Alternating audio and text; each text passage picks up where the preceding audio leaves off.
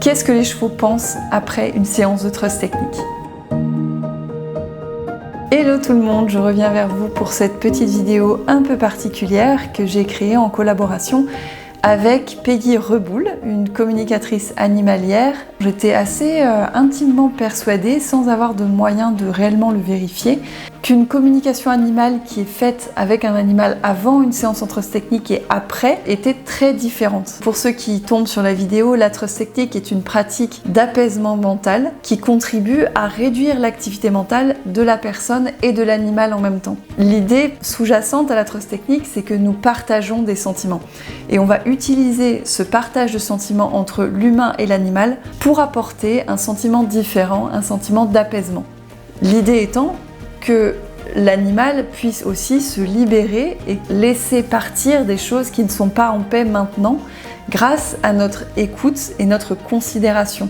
Donc c'est vraiment cette base-là qu'on a explorée avec les chevaux de Peggy. Ça m'intéressait de venir expérimenter ça avec une professionnelle de la communication animale qui a également formé de nombreuses personnes dans ce domaine-là et qui pouvait faire des communications croisées. Donc l'expérience a duré 2 jours chez Peggy, avec son troupeau de 5 chevaux, dans lesquels les élèves de Peggy ont réalisé des communications animales avant l'expérience et ensuite après l'expérience. La force de tout ça, c'était que ces personnes n'avaient aucune idée de ce qu'était la trust technique, ni même de ce qu'on allait faire, puisqu'elles ont fait ces communications à distance. Le troupeau de Peggy est constitué de 5 chevaux qui sont particulièrement sollicités dans le travail en communication animale, mais aussi dans différents stages que Peggy peut organiser.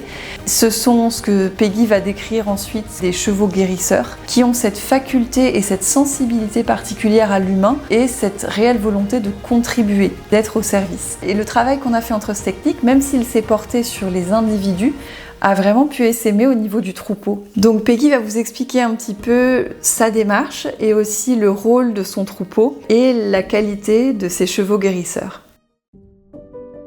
Je m'appelle Peggy Reboul.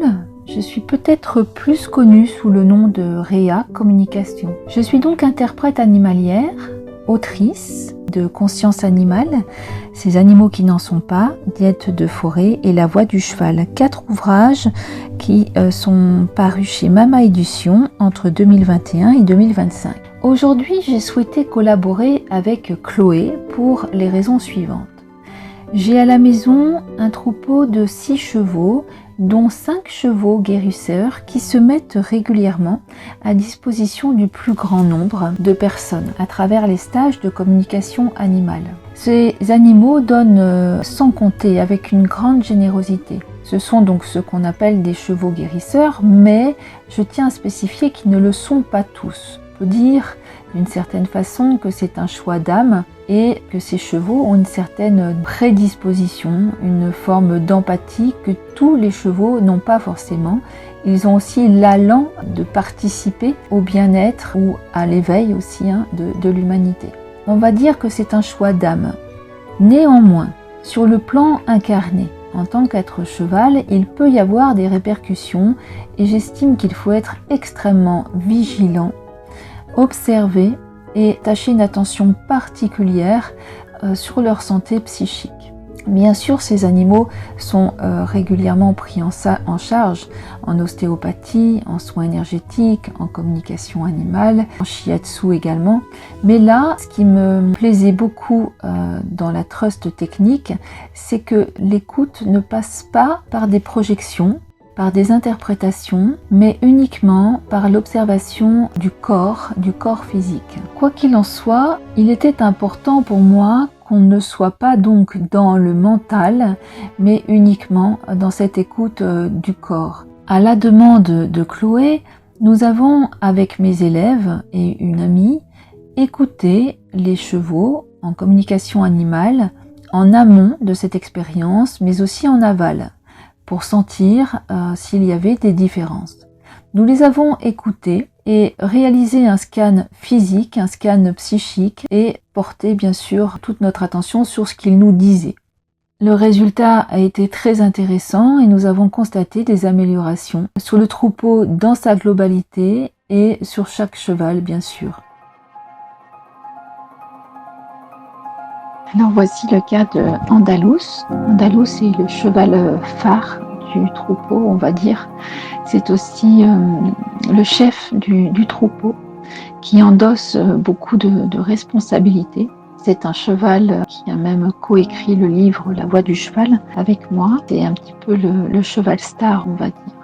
Donc c'est un cheval de 16 ans, un cheval espagnol qui présente aussi des faiblesses au niveau de la structure, au niveau de l'ossature. Alors avant l'expérience, au niveau du scan psychique, il a été noté par Eric notamment qu'il y avait une certaine forme de tristesse, que le chakra solaire était bloqué. Il montre en fait le troupeau en manque d'harmonie comme il aimerait. C'est-à-dire que visiblement Andalous n'est pas satisfait de l'harmonie générale dans le troupeau. Lui aimerait que ce soit plus carré. Andalous confie à Eric qu'il porte un poids qui n'est pas le sien.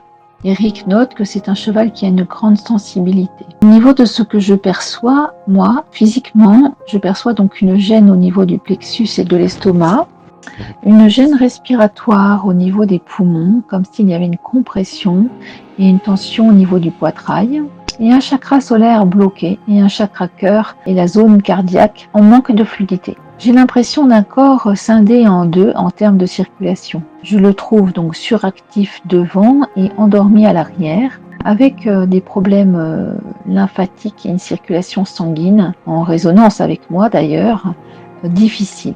Au niveau des postérieurs, il y a une sensation de vide, une douleur légère au niveau des articulations des genoux et plus particulièrement le droit. Je ressens que c'est un cheval qui a besoin de bouger et qui a besoin de relancer la circulation. Il n'y a pas de gêne au niveau du sacrum, alors qu'habituellement c'est le cas. Pas de gêne dans le dos non plus, mais une légère tension au niveau des cervicales. Et un poids que je considérerais plus psychique que physique sur les épaules. Ensuite, je ressens une espèce de fermeture au niveau du crâne et une sensation de tête figée, comprimée, avec un transit lent. Alors, je tiens à spécifier que nous sommes donc à la fin de la saison. Nous sommes au mois de juin, après une année complète de travail intense. Au niveau du scan psychique, je sens donc Andalous assez fatigué et préoccupé par la présence de Cybèle, qui est une jument fraîchement arrivée, qui est là depuis seulement 5 mois. Elle semble occuper une place dans le troupeau, pas encore totalement définie, et cela préoccupe Andalous. Parce qu'on dirait que la situation lui échappe, que ça génère aussi une certaine tristesse, voire une inquiétude par rapport à moi, qui passe du temps avec Cybèle, notamment pour la travailler puisqu'elle est toute jeune et donc elle est en phase de débourrage. On peut se poser la question de la dépendance affective et le besoin d'être rassuré et valorisé dans le travail. C'est un cheval qui se donne beaucoup trop de responsabilités par rapport au troupeau et par rapport aux humains. Il est aussi dans le déni de ses propres besoins et c'est difficile pour lui de recevoir.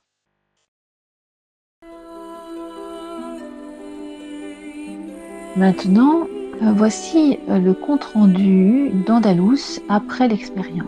Manon a posé son regard au niveau des tissus et à propos de regard, Manon trouve qu'Andalous a changé de regard.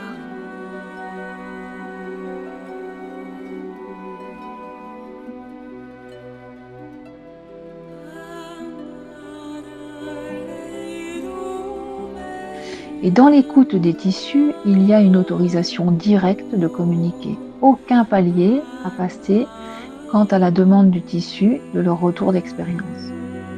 Elle note qu'il y a beaucoup plus d'ancrage, une sensation d'avoir reçu sans devoir rendre en retour. C'est unilatéral. Cette fois, le corps s'est harmonisé et Andalous s'est autorisé à n'être qu'un cheval.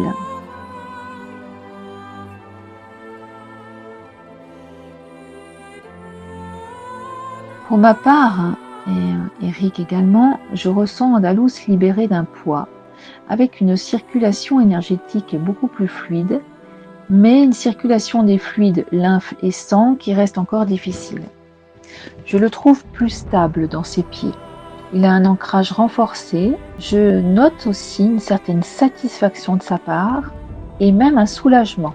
Je ressens aussi que la présence de Cybèle n'est plus un problème pour lui. Andalous me fait ressentir ce qu'il se passe aussi pour le troupeau. Et là, je ressens de l'apaisement et de la gratitude. Il me parle d'unité, beaucoup plus d'unité, comme si un fil reliait tous les chevaux entre eux. Une solidarité mutuelle se met en place, comme si chacun s'était rapproché de son centre. Ce travail est en cours, mais je ressens que tout ne repose plus sur un seul cheval, c'est-à-dire Andalous. Et ce dernier me partage son impression d'être en chemin vers plus d'équilibre. Je ressens à son contact que c'est une bonne chose que nous partions en vacances pour laisser le troupeau se retrouver après cette expérience. Alors il est amusant de noter que si nous souhaitons communiquer à distance avec eux pendant les vacances, Andalous me dit qu'il souhaiterait que cette communication s'établisse avec le troupeau comme une seule entité au lieu de se relier à un seul cheval. Ainsi, de cette façon-là, il me demande d'entretenir l'unité au lieu de diviser. Et que ça permettra à chacun de se réapproprier son autonomie. Il y a une invitation de la part du troupeau à ne plus séparer personne pour manger, que ce soit la nuit comme le jour. Ils veulent rester tous ensemble. Eric, de son côté, en interrogeant Andalous, le trouve beaucoup plus fier et note que son énergie vitale a augmenté, que l'énergie circule davantage. Lui, par contre, a une sensation de légèreté au niveau du sang et de la lymphe, comme une épuration des liquides. Les éléments eau et air sont très présents lorsqu'il se connecte à Andalous. Il pense qu'ils ont pu être sollicités. Eric pense qu'il y a eu aussi un travail qui s'est fait au niveau de l'ouïe. Il perçoit tous les centres énergétiques actifs, même si le chakra orange, donc sacré, paraît encore un petit peu en berne par rapport aux autres. Il trouve que son mental est allégé et que Andalous s'est retrouvé lui-même sans le poids des interactions extérieures.